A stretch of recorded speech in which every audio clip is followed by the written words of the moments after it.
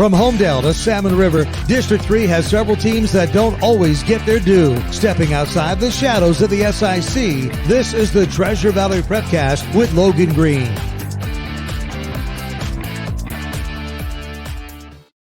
Hello and welcome into a brand new venture here at IdahoSports.com. Very exciting stuff we're doing here. I'm Brandon Bainey, joined by the guy you just heard about in the intro, Logan Green. Logan is one of our broadcasters and talented writers at IdahoSports.com.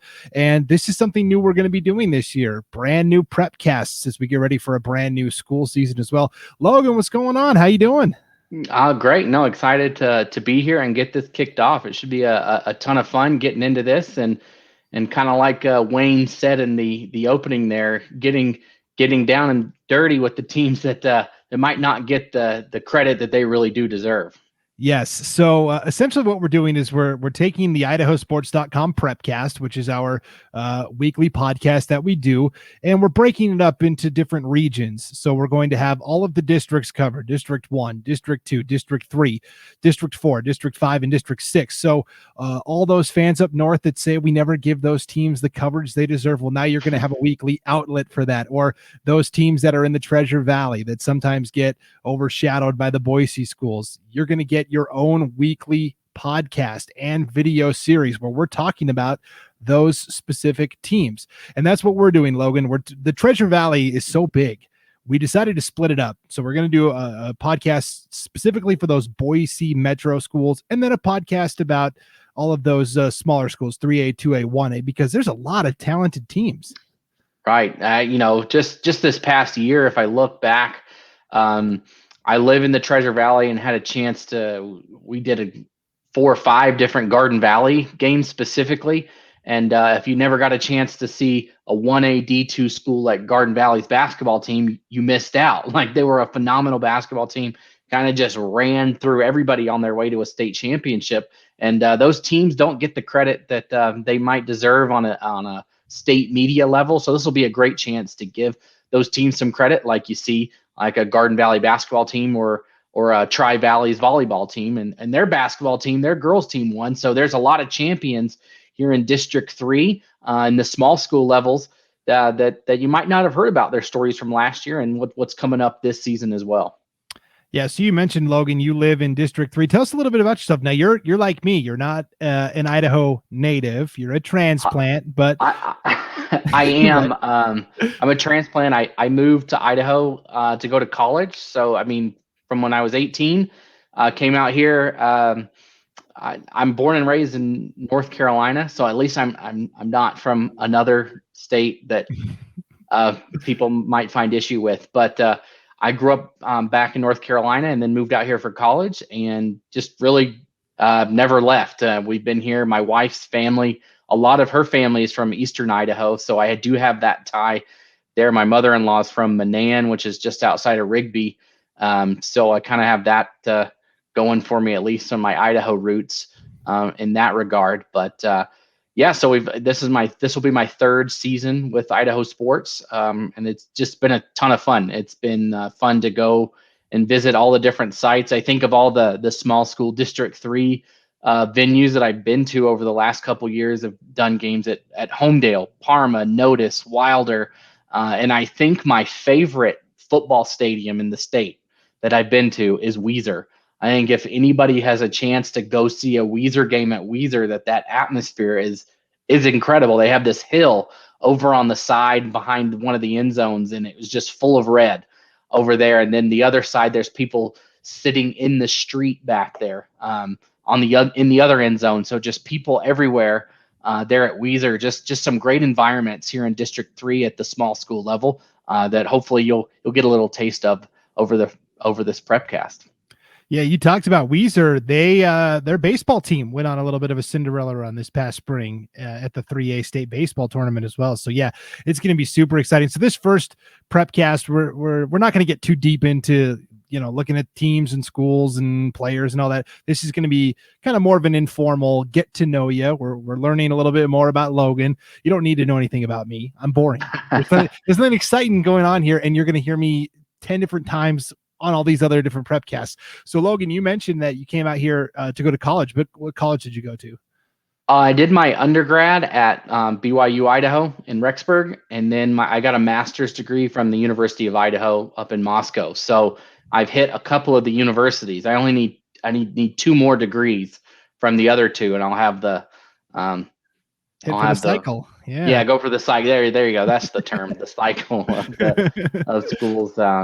So yeah, a couple different. So I guess I've lived in East Idaho, I've lived in North Idaho, and now I live in the Treasure Valley. So I've lived in all different corners of Idaho, and all of them are great. They all have their pluses that make them different. And Idaho is just a great place to be. Obviously, still here. Like I mentioned, I grew up in Durham, North Carolina. So ACC country, and I grew up a huge NC State fan. Had season tickets for a long time back there as a kid, and it just spilled over, and I just love sports. I like everything about it. So I'm excited to be here doing this for the D3 people, and to get another season of broadcasting under my belt, and hopefully we'll be able to hit some of those D3 schools so far, or we have a couple I know on the schedule so far, but to get over there as many games as possible.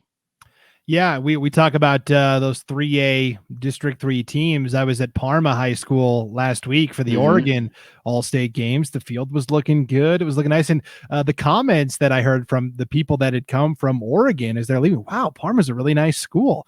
I don't know what they have in Oregon, but they were really impressed with the facilities at Parma, which was great and outstanding. So, so you mentioned you're an NC State fan. I know they recently had a nice run at the College World Series that kind of got derailed at the very end because of COVID. What is your favorite sport to watch? I get this question all the time, and I think it's whatever season is going on. It's a cop-out answer. Come on. I'm going to say football, probably. I'm going to say football, but don't ask me that during February and March when we're in the heat of high school basketball tournaments, college basketball. When you're in the heat of that, I say basketball. But I think my heart really is more of a football fan, and I enjoy doing everything. I enjoy broadcasting anything. I think last year I did football, boys soccer, girls soccer, boys basketball, girls basketball. And then we finished up the season doing lacrosse in the spring, and then I did some baseball. So from a broadcasting standpoint, put me anywhere and I'll be happy. Doesn't matter what it is. I will enjoy it and love it, and enjoy covering all the teams around Idaho as much as possible. Yeah, that's why you're one of the MVPs at IdahoSports.com, because like literally we could have like a game that's in Moscow and it's like Thursday and the game is Friday, and we're like, Logan, we need you to go do this, and you're like, yep, sure. No, you came over to Pocatello like several times at the beginning of the football season last year, right? Yeah. Me and Paul, we had a couple of long nights on the way, because I think you were there once. We were at the Buffalo Wild Wings there in Pocatello till about 11:30, and then had to drive home. And Paul's journey ends in Kuna. And so he's done. And then I still have another 45 minutes to get from Kuna to Middleton. But those were some late nights. But at the time they're like, "Whoo, this is rough." But looking back now, you can laugh about it and say, I'm glad I did it. It was fun. And those games early in the season, you're the whole way to Pocatello, you're looking at your phone at the smoke meter, making sure. I remember they opened up the season. It was against Thunder Ridge, and the smoke it had to be a 150 level. So the whole time we're just, come on, it was in the 160 and we could see it going down. And about the time we got to American Falls, we got into the 140s, and we're like, I guess we're safe. I think we're good. I think we'll be safe to do the game. And it went on. And so lots of fun stuff, just traveling around doing as many games as possible. Yeah. And I know it's been super smoky where you're at right now. So hopefully that clears out soon. So let's talk about, broadcasters like us, we need supportive families, right? We're gone on Friday nights. We're gone on weekends. We work these weird, crazy hours. And I know you've got a great family behind you. Walk me through the wall of fame behind you, because you've got your kiddos, Drew some art and yeah. So, I've got baby Shark here. My youngest is he'll be 2 in October, and he likes baby Shark, and it actually doesn't annoy me as much as it annoys other people. It's not too bad. And then you can see Waluigi right here from Mario, because my boys and we like to. So I have 3 sons. Owen is 7, Miles is 4, and then Parker's 1. And my older 2 we play Mario Kart, Smash Bros together a lot, and I'm always Waluigi. And so one day I was sick, and they drew me a Waluigi picture, and then I've got just some I forget my fingers. There we go. Some Father's Day things there, and then just some Carolina Panthers. I'm a big Panthers fan, and they colored me some Panthers pictures back there as well. So that's the Wall of Fame back behind me there. Now, if you're listening to just the audio on the podcast, and by the way, you can get this podcast wherever you download your podcasts from, but we'll also have it for you at our website, IdahoSports.com. But we're also doing video, so you can see our ugly mugs. You can see the face Go behind audio. the voice, right?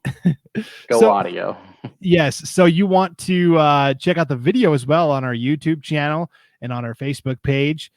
As well, so you can see what we're talking about with these the Wall of Fame behind Logan. So there's a couple different ways you can get the content.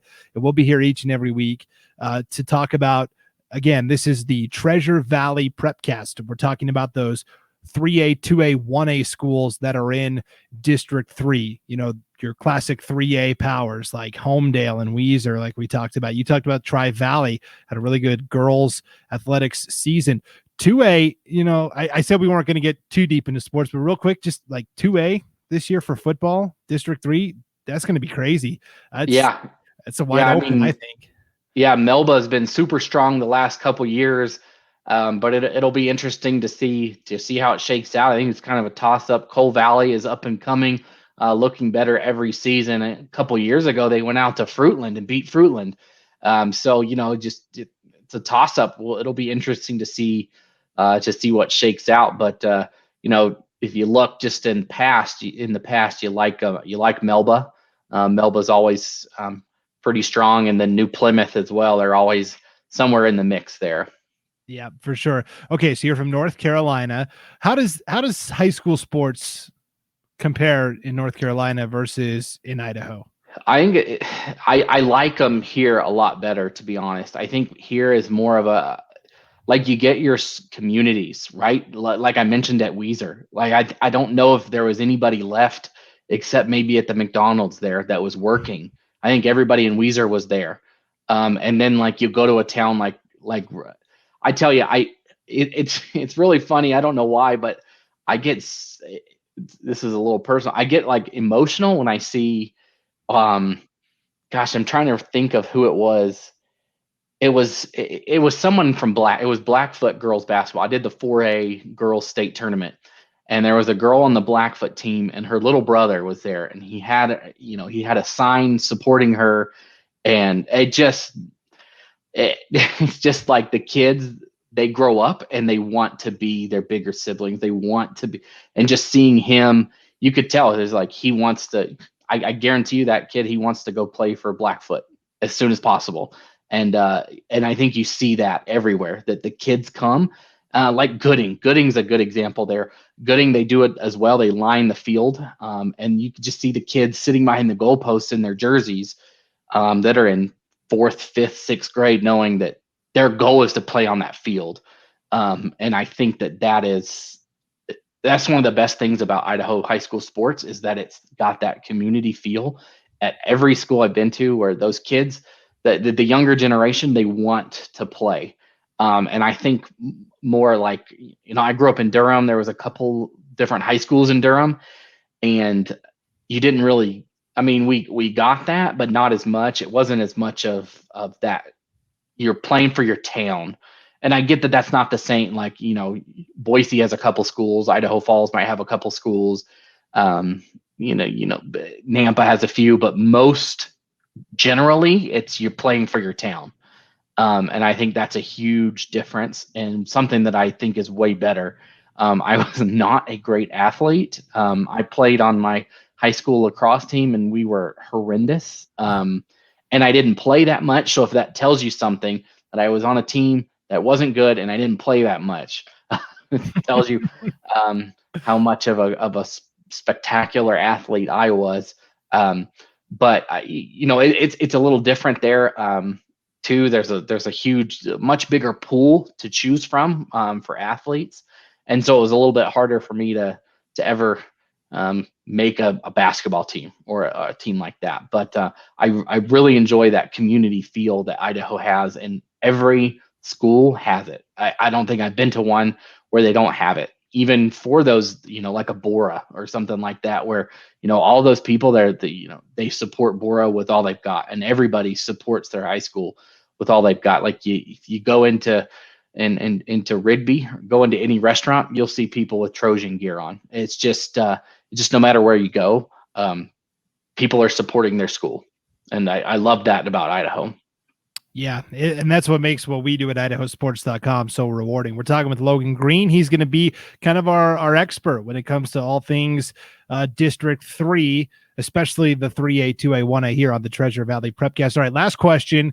Athletes all the time talk about their game day rituals. Do you have a game day ritual or a game day meal when you're going to go broadcast? Usually it's the Jacksons that's nearest to the stadium. I just because a lot of times I have a quote day job, but usually Thursday night is my prep night. I go through everything with the teams. What I like to do is look at past matchups and how they played each other, because a lot of these teams, they've played each other for decades. Like to see the history between the two teams, try to read up on the last matchup. So Thursday night is usually my ritual night. I get it all done Thursday so that Friday I can shut my laptop at work and drive to wherever it needs to be. Whether we do a lot of Middleton games. Middleton's really good at letting us at Idaho Sports come in and broadcast games. So that makes it super easy. I can just drive down the road. But whether if it's heading to Notice or heading out to Wilder or wherever it is, Fruitland, or even if it's going over to Pocatello if we really need to, or, I think last year we went over to Detroit. We went to Gooding a few times, over to Gooding. That was fun. But Thursday night is usually I have spreadsheets. I got an accounting degree, and so got multiple spreadsheets comparing stats on players, and hopefully can bring that, because I feel like with the broadcast, it's not about us, it's about them. And so if we can have as much to talk about the players and talk about them, that it makes it a better broadcast for people listening at home, for grandma and grandpa that live in Texas that want to hear about their grandson or granddaughter playing, that it's about them and not about us. And I want to bring that to the listener to make it feel personal for them, so that they know that we're not just showing up and that's it. We don't show up on Friday and that's it. That there's been work done before during the week that goes into it, and I think that's what sets us at Idaho Sports apart from lots of other people around the country. Just that we're dedicated, and that we know our content and we know our teams. Like everybody is so well versed in, you can just spit out any team, and I know that you can talk about them. And that's one thing I like about all the broadcasters here. And just one thing that I would love to do here on this Prepcast. So if you're listening and you're a coach, a parent, a player in District 3 for those 1, 2, 3A schools, I love to have like a play of the week. So if we're not there at a game in that level, that we don't have a play to show, reach out to us, send it over. We'd love to see it and love to share it with everybody, because that's what we want. We want people to see your athletes do well, and if we can get that video out in front of everybody, then more power to the players, right? Yes, and you can get it in touch with either one of us. Brandon at IdahoSports.com, BRANDON at IdahoSports.com, on Twitter, at Brandon_Baney. That's my last name, BANEY. Logan, you're on Twitter? Yeah, you can do Logan. It's just my name, LOGAN, at IdahoSports.com as well. Pretty simple there. and then my Twitter is it's Idaho Sports LPG. So just look us up, give me a follow on there. I try to every game I do, I try to send out a shot from site, so you can see the sites, see what we're seeing, and tweet out game things like that, and anything else I find across the state. Just try to throw that out there. I support all the schools. That's one thing. I didn't grow up here, so I'm not partial to anybody, right? I might live in Middleton, but that doesn't mean I'm a Middleton homer by any chance or by any means. I support everybody and want to see everybody do well. Yeah, and it's going to be such a blast doing this with you each and every week. So for one episode at least, it was kind of about us. But now we're going to transition. Next week, we'll start talking about the big storylines ahead of the 2021-22 school year at IdahoSports.com. We've already started unveiling our annual football previews. And if your favorite team isn't on there yet, I'm sure it will be soon enough. And all the schedules are up on IdahoSports.com as well. So lots of stuff to get you ready for what's going to be an exciting fall sports season. Logan Green, I'll see you back here next week where we're going to start diving into it. Sound good? Yeah, looking forward to it. Thank you, Brandon. Yeah, and thank you for tuning in to this edition of the Treasure Valley Prepcast, again, at IdahoSports.com or wherever your podcast can be found, or the video version on our YouTube channel or the IdahoSports.com Facebook page. All right, Logan, we'll see you back here next week. Sounds good. We'll see everybody then. Thanks for watching/listening to this IdahoSports.com Prepcast presentation of the Treasure Valley Prepcast.